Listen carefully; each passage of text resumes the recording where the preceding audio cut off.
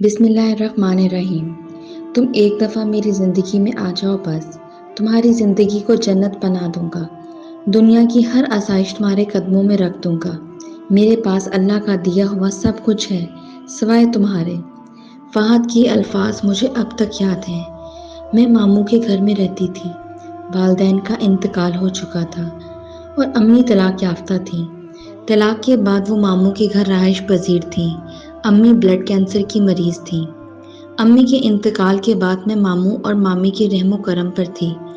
امی کی وفات سے پہلے انہوں نے گھر میں ایک نوکرانی رکھی ہوئی تھی، مگر اب انہوں نے نوکرانی کو چھٹی دے دی تھی کیونکہ ان کو نوکرانی کی شکل میں مل چکی تھی۔ میں گھر کے سارے کام کرتی تھی، پھر بھی مامی مجھ سے خفا رہتی اور ہر وقت مجھے ذلیل کرنے کا موقع تلاش میں رہتی۔ میں نے 14 کلاسیں پڑھی ہوئی تھیں۔ میں نے ایک جاب کے لیے اپلائی کیا تو انٹرویو کے لیے بلایا گیا۔ جب میں نے ماموں سے بات کی تو اس نے صاف انکار کر دیا، مگر پھر میں نے ماموں سے کہا کہ 30,000 روپے تنخواہ کی آفر کر رہے ہیں۔ ماموں لالچ میں آ گئے کہ پیسے تو ہمارے گھر ہی آئیں گے۔ انہوں نے جاب کی اجازت دے دی۔ مجھے ایک آفس میں ریسیپشن کی جاب ملی۔ ہمارے باس سر خالد ٹھرکی قسم کے انسان تھے۔ بار بار مجھے اپنے کمرے میں بلاتے تھے اور عجیب نظروں سے مجھے گھورتے۔ آفس میں ایک لڑکا جس کا نام فہد تھا، اسے اس بات کا علم ہو چکا تھا کہ سر خالد کے ارادے کچھ ٹھیک نہیں ہیں۔ ایک فہد نے مجھ سے کہا، اگر تم چاہو تو میں اپنے دوستوں کے ذریعے سر خالد کی آفس کے باہر پٹائی کروا دوں، پھر وہ ساری عمر لڑکیوں کے قریب بھی نہیں بھٹکیں گے۔ میں نے فہد کو منع کر دیا کہ میں کسی قسم کا خون خرابہ نہیں چاہتی۔ میں خوش تھی کہ دنیا میں کوئی شخص تو ہے جس کو میرا احساس ہے۔ فہد کی اس ہمدردی نے میرے دل میں اس کے لیے جگہ بن گئی تھی۔ ایک دن تو حد ہو گئی تھی جو میرے لیے قابل قبول نہیں تھی۔ خالد نے مجھے اپنے کمرے میں بلایا، الماری میں ایک فائل نکالنے کو کہا۔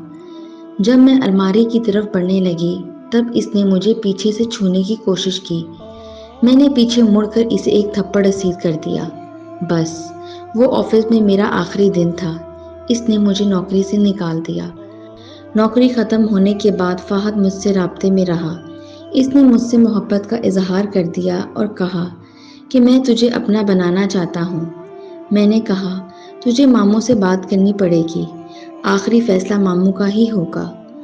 وہ ماموں سے میرا ہاتھ مانگنے کے لیے آئے۔ ماموں چاہے جیسے بھی تھے، جب ایک اچھا رشتہ دیکھا تو فوراً ہاں کر دی اور میرے سر پر ہاتھ رکھ کر گھر سے رخصت کر دیا۔ فہد نے شروع کے دنوں میں میرا بہت خیال رکھا اور مجھے یوں محسوس ہوتا تھا جیسے میں دنیا کی خوش نصیب ترین لڑکی ہوں، مگر کچھ ہی مہینوں بعد اس کا لہجہ تلخ سے تلخ ہوتا گیا۔ مجھے ہر وقت فارغ ہونے کے طعنے دینا شروع ہو گئے۔ مہنگائی بڑھ رہی ہے، بیوی کو بھی شوہر کا ہاتھ بٹانا چاہیے۔ میں نے مختلف جگہ پر اپلائی کرنا شروع کر دیا، مگر کام نہ مل سکا۔ فہد اب مجھ پر تشدد کرنے لگ گئے تھے۔ فلاں کی بیوی اتنی اچھی جاب کر رہی ہے، فلاں لڑکی اپنا سالن چلا رہی ہے، تم بالکل بیکار عورت ہو جو گھر میں صرف روٹیاں توڑ سکتی ہو۔ بس ایک دن ہماری پڑوسن ہمارے گھر آئی۔ اس کے کپڑے اور زیور دیکھ کر میں حیران ہو گئی۔ میں جانتی تھی کہ اس کا شوہر ایک معمولی سا کریانہ سٹور تھا۔ میں نے پڑوسن سے کہا، اگر برا نہ مانے تو ایک بات پوچھوں؟ اس نے کہا، پوچھو کیا بات ہے؟ میں نے کہا، اتنے مہنگے کپڑے اور زیورات کہاں سے آئے؟ اس نے کہا، یہ سب میرے فینس کی بدولت ہے۔ میں ایک ویب سائٹ پر آن لائن اپنے فینس اور دوستوں سے گپ شپ کرتی ہوں جس کا مجھے پیسہ ملتا ہے۔ میں نے کہا، مجھے پھر اس پر لگا دو۔ اس نے کہا، ہاں ہاں کیوں نہیں، میں سب سمجھا دوں گی، مگر ایک بات یاد رکھو، اپنے فینس کا خیال رکھنا پڑتا ہے، ان کی ہر بات ماننی پڑتی ہے۔ میں نے اس ویب سائٹ پر اپنے آپ کو رجسٹر کروا لیا۔ میں نقاب میں لوگوں کے سامنے آتی، مگر کوئی مجھ میں دلچسپی نہ لیتا۔ میرا کوئی فین نہیں بن رہا تھا اور نہ ہی کچھ کمائی ہو رہی تھی۔ پڑوسن نے مجھ سے کہا کہ کچھ پانے کے لیے کچھ کھونا بھی پڑتا ہے، ان کی مرضی کے مطابق کپڑا پہنا کرو، پھر اپنی کمائی دیکھو۔ اب میں مختلف روپ میں لوگوں کے سامنے آنا شروع ہو گئی۔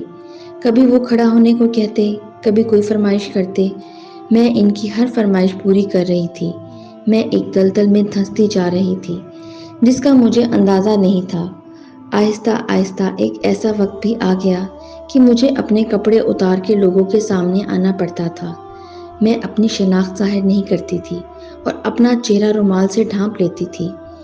ایک دن ایک آدمی آن لائن آیا، مجھ سے مختلف فرمائشیں کرنے لگ گیا۔ میں اس کی فرمائشیں پوری کرتی گئی اور وہ میرا ریٹ بڑھاتا چلا گیا۔ اس نے کہا اگر چہرے سے رومال ہٹا دو تو 5 لاکھ کا اضافہ کر دوں گا۔ رقم بہت زیادہ تھی۔ فہد کے تانے مجھے یاد آنے لگے۔ میں نے اسے بتا رکھا تھا کہ آن لائن جاب کرتی ہوں، مگر یہ نہیں بتایا تھا کہ کون سی جاب۔ اس نے اکاؤنٹ میں 5 لاکھ ڈالے تو میں نے چہرے سے رومال ہٹا دیا۔ اس نے پیچھے سے آواز دی کہ فہد ذرا مال چیک کرو، جلدی آؤ۔ فہد اچانک کیمرے کے سامنے آ گیا اور مجھے اپنے آپ کو چھپانے کا موقع ہی نہ مل سکا۔ چیٹ پر فہد کا دوست تھا یہ مجھے بالکل معلوم نہیں تھا۔ میں نے لیپ ٹاپ بند کیا اور بیگ اٹھایا اور گھر سے چلی گئی۔ میں یہ سوچ کے گھر سے چلی گئی کہ فہد اب مجھے قبول کیسے کرے گا۔ میں وہ شہر چھوڑ کر چلی گئی۔ مجھے 6 سال ہو چکے ہیں گھر سے بھاگے ہوئے۔ میں ایک کرائے کے مکان میں رہتی ہوں، مجبور ہو کر اسی ویب سائٹ پہ کام کر رہی ہوں، ورنہ باہر بھیک مانگنی پڑے گی۔ میں نہیں جانتی کہ فہد نے مجھے تلاش کیا ہوگا یا نہیں، مگر میں اتنا ضرور جانتی ہوں کہ میری زندگی کی تباہی کا ذمہ دار فہد ہی تھا۔ مرد کا کام عورت کو کما کر دینا ہے، جبکہ عورت کا کام گھر کو ہی سنبھالنا ہوتا ہے۔ وہ ایک لالچی شخص تھا جس نے سب کے سامنے مجھے اپنے جسم کی نمائش کرنے پر مجبور کر دیا۔